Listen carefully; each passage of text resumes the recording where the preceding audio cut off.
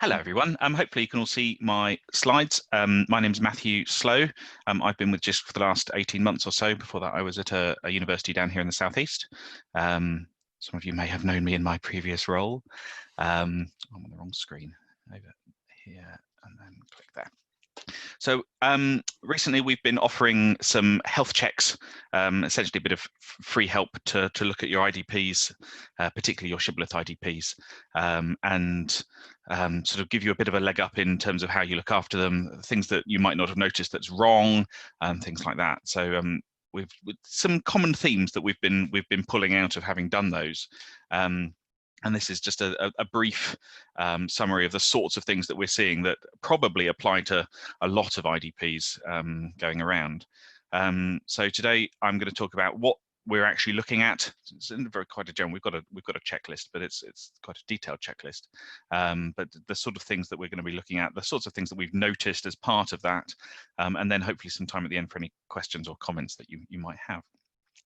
So during our health check, we have a look at your attribute resolvers and your attribute filter files. They're the configuration that decides where the attribute values that you're going to release about a person, where they come from. That's usually from an LDAP directory. Sometimes it's from a SQL database, could be all sorts of things.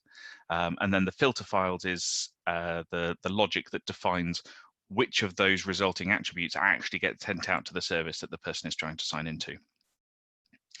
We have a look at where that data is coming from, be that an Active Directory, LDAP, or whatever else. Have a look at the sorts of values that are in there and whether they fit the sort of the internationally agreed schema for those particular attribute values.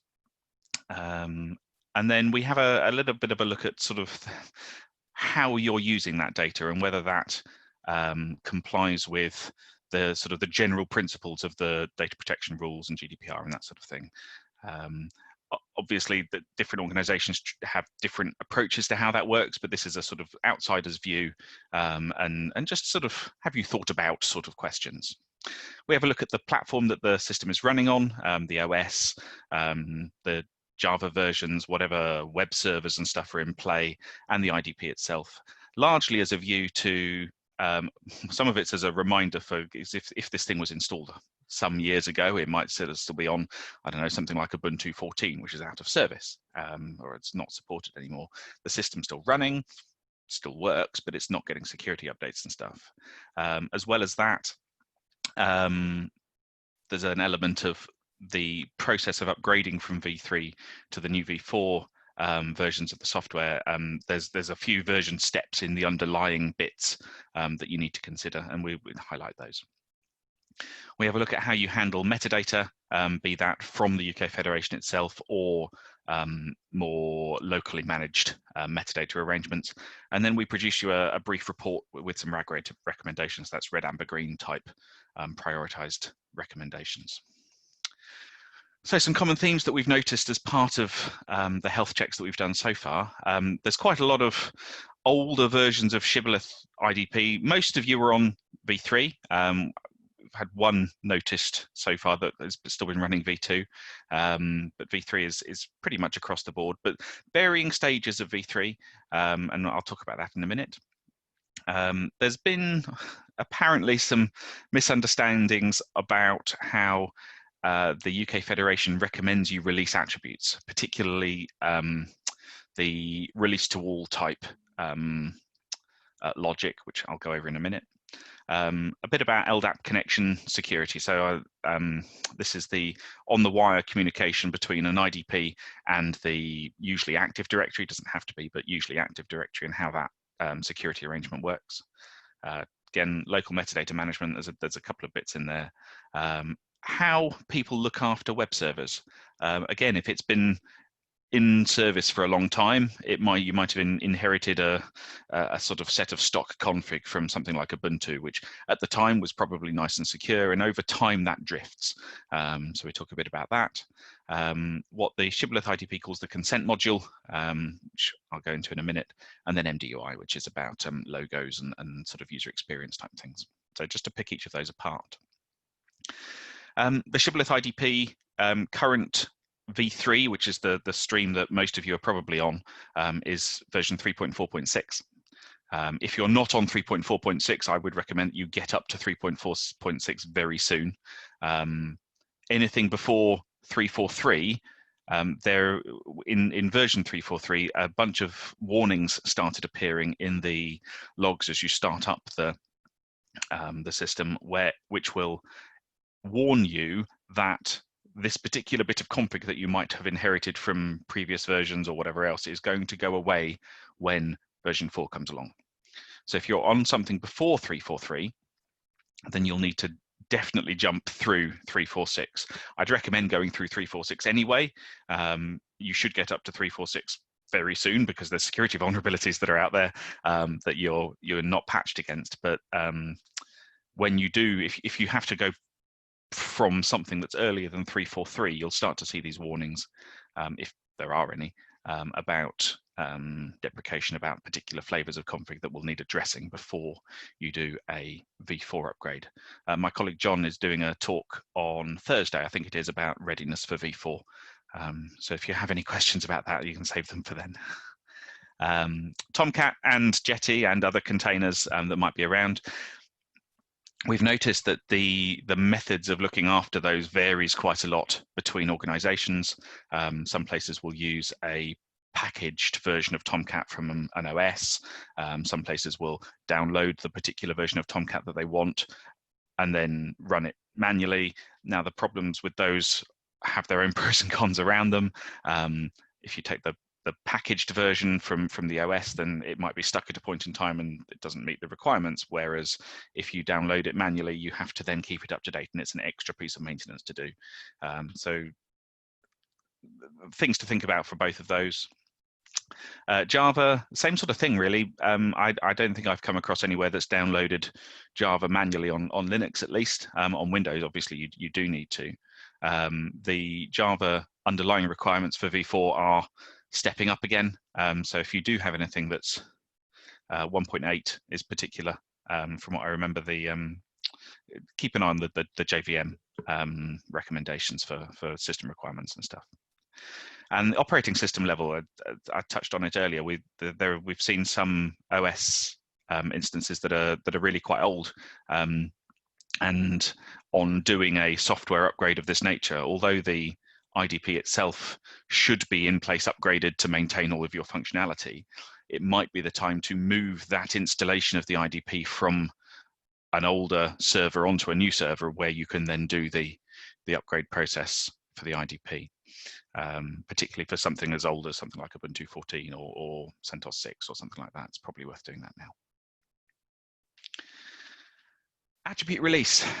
The UK Federation's sort of guiding principle is privacy first.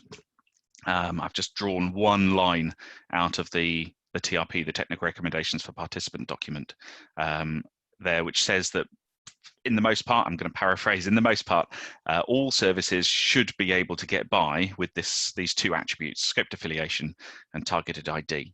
Any more than that is a conversation between the service and you as an IDP operator as to which attributes should get released that are required for the running of that service. So that might be an email address or something like that.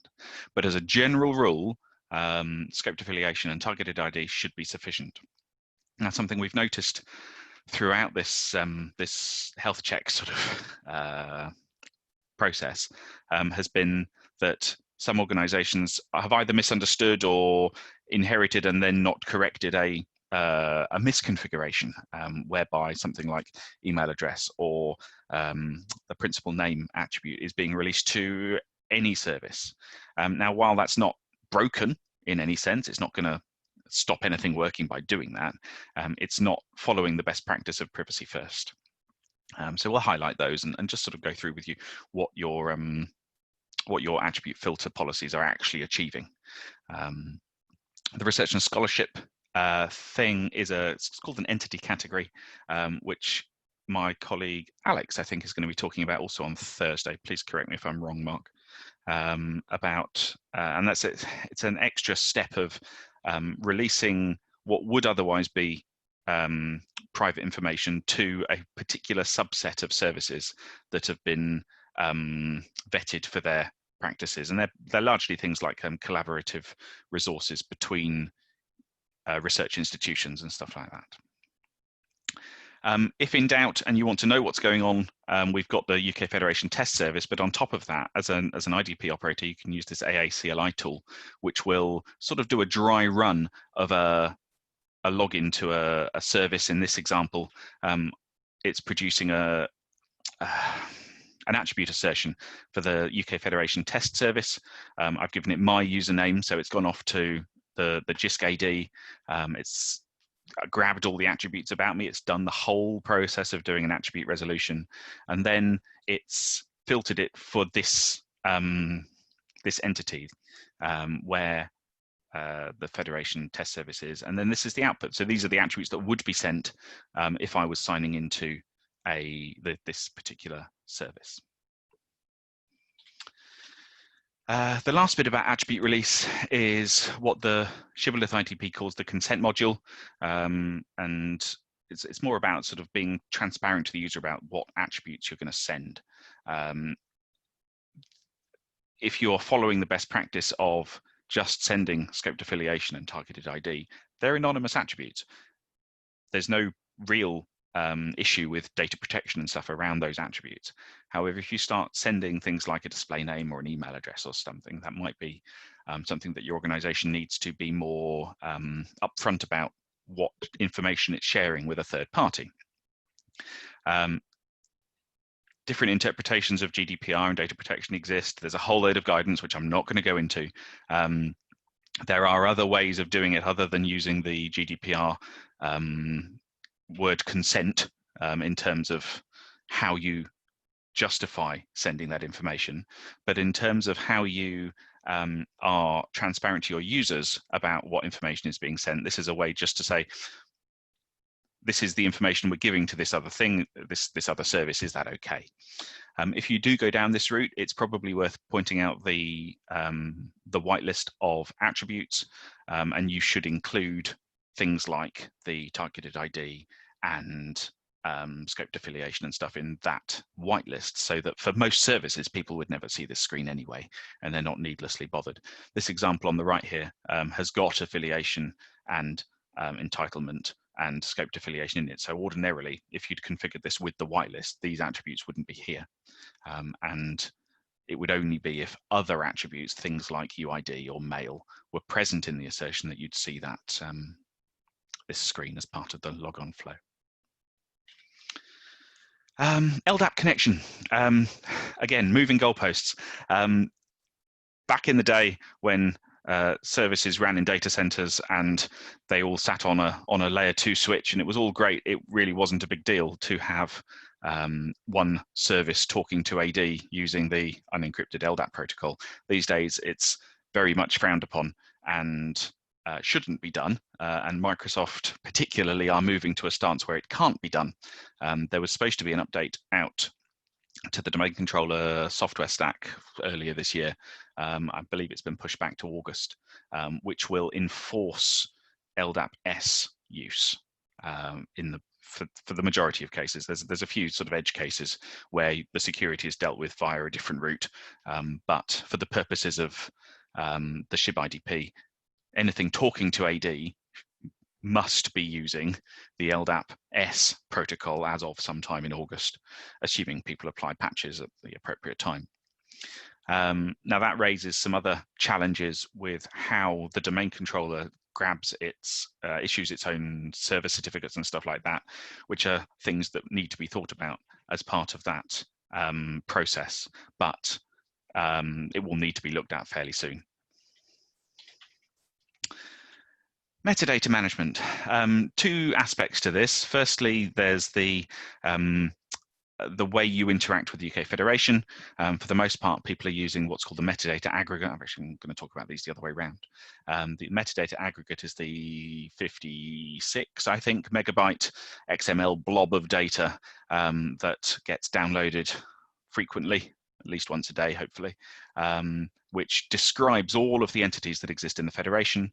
The IDP will download and ingest and process that, and that takes quite a bit of resource, quite a bit of memory, quite a bit of CPU in some cases.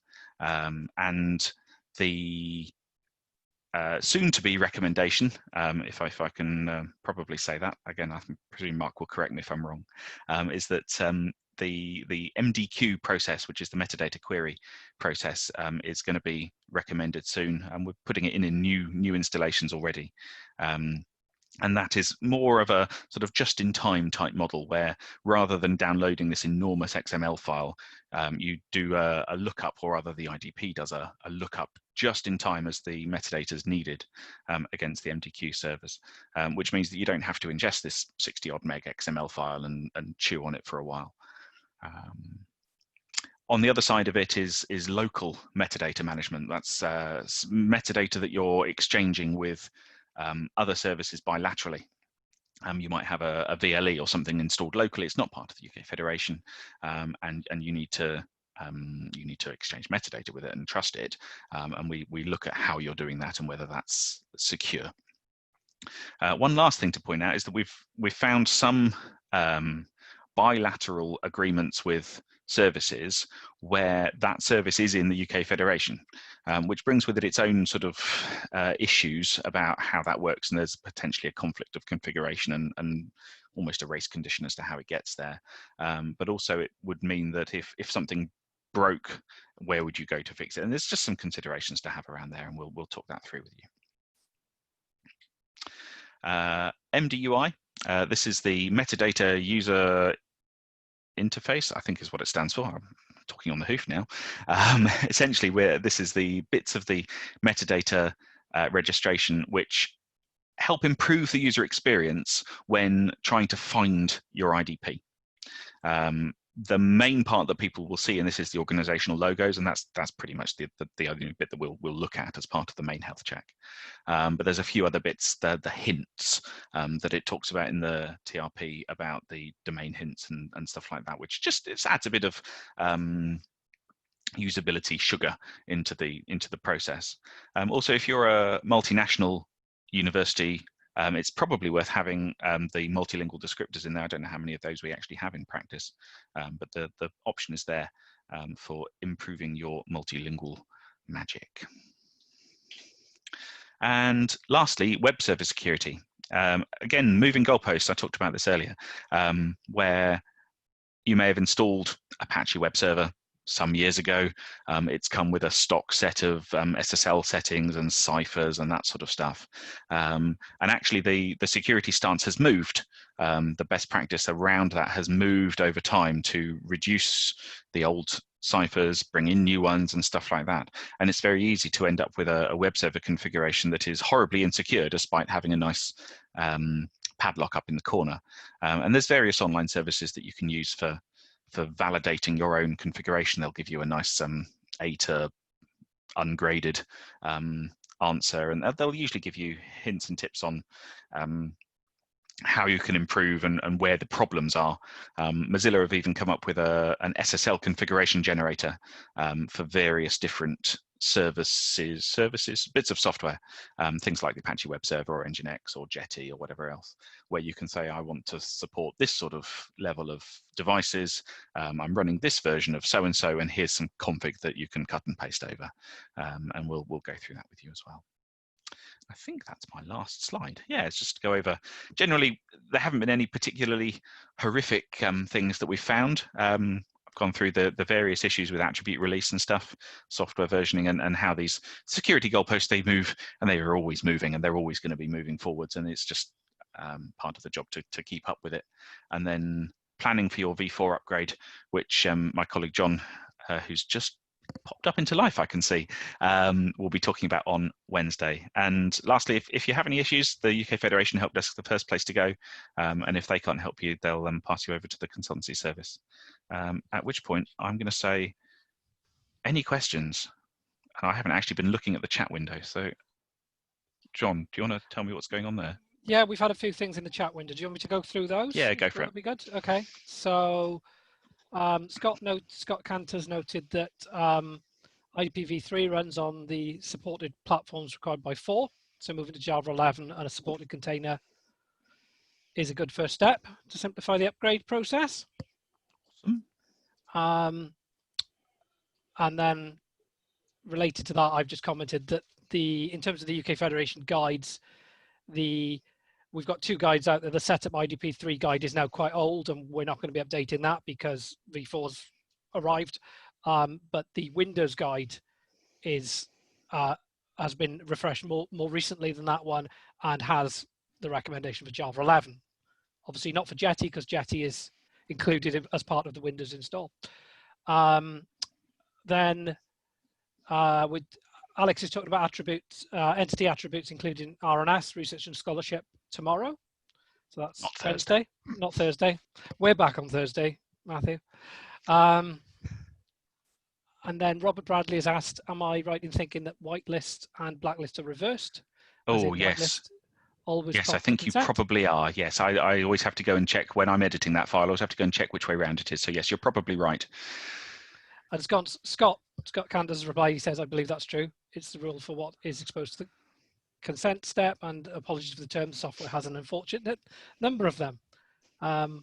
Alex has unfurled MDUI for you. So MDUI is formerly the SAML v2 metadata extension, for login and discovery user interface version 1. Thank you, Alex.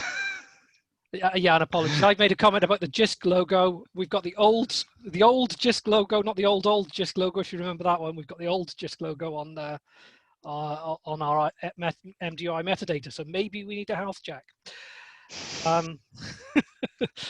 And I had a couple of minor points, which were just, unless anyone's got any questions, which was just that we're seeing a lot of V3 people engaged with this process of health checks. We're not seeing many V2s, and obviously we kind of exclude them because we can't support V2 at this point. So, they clearly need a big piece of work, so they will be directed to consultancy on that work. However, I'm not seeing many early versions of V3s either, which suggests that maybe those people aren't engaged, or maybe they're not out there. Mostly we've seen Linux, people with Linux installs, installs on Linux for the health checks. Yep. Haven't done one on Windows yet. And we do have a manual process for that now as well. So if you can't give us remote access in, obviously it's preferred from our perspective to use remote access to deliver that, because we can get in, look around, tell you everything, and provide you a report. If that's not possible because you've got a third party involved, then we do provide a manual process, and we've provided documentation to people who've requested a health check for that. And then off the back of the health check, of course, and the health check is what we see as about half a day's work for us. We have another 3 hours. That's a twister, that is, for you to fix some of the issues. We can't fix everything. We definitely can't do a 3 to V4 upgrade in that time, but we might be able to get you up to 3.4.6 or fix some other issues that you've identified in that time. And then I was just looking at we were talking about TLS, and one of the important things, and this is a general thing, the TLS 1 and TLS 1.1 seems to be a theme. People have still got those enabled for backwards compatibility, but you should probably just disable them. If you want to be cautious, look at your logs. I looked at the UK Federation logs when we did those servers, like the Central Discovery Service and the Federation website, things like that. We found that 99.9% of everything was TLS 1.2 or above. So, as a question in there from Neil, do we support V4 health checks? Yes, I suspect we would. We haven't had any come along yet, but I don't see why we wouldn't. We've excluded V2 because it's quite so old, and we just wouldn't be able to fit it into the half day that we're sort of giving each of these. If you did want to do any work on V2, then we'd probably push you more towards our consultancy service straight off. But a V4 health check, sorry, John, you go. Yeah, and at best, our staff will have touched V2 probably 5 years ago, at best. So, most of us are not now seasoned in V2. V4, yeah, the only thing about V4 is that we are, and I think Peter's coming along later to talk about consultancy, but I think we've got an expiry now of the end of July in terms of getting your requests for the V3 health checks in. So therefore, Yeah, if you manage to get to V4 between now and the end of July, yeah, you can have a V4 health check.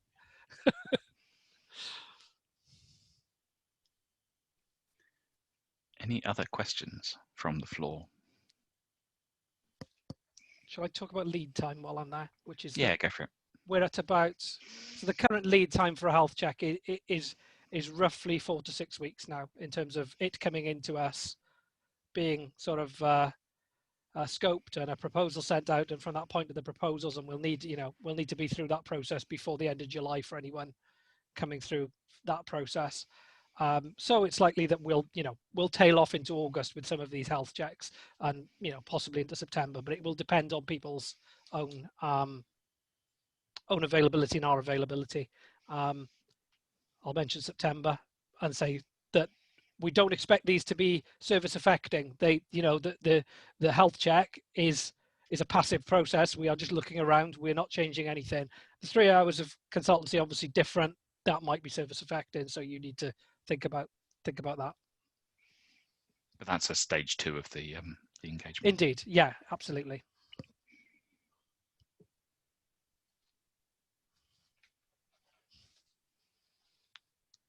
This is your last chance. Well, it's not, but last chance for now. Any other questions?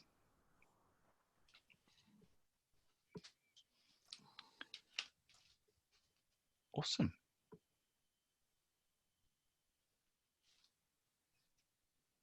Yeah, Alex has just given us a heads up on how many people appear to be using V4 on the UK Fed, and it's 12, at least one of which is someone who works for the Shibboleth consortium themselves. So we'll have to have a look at that and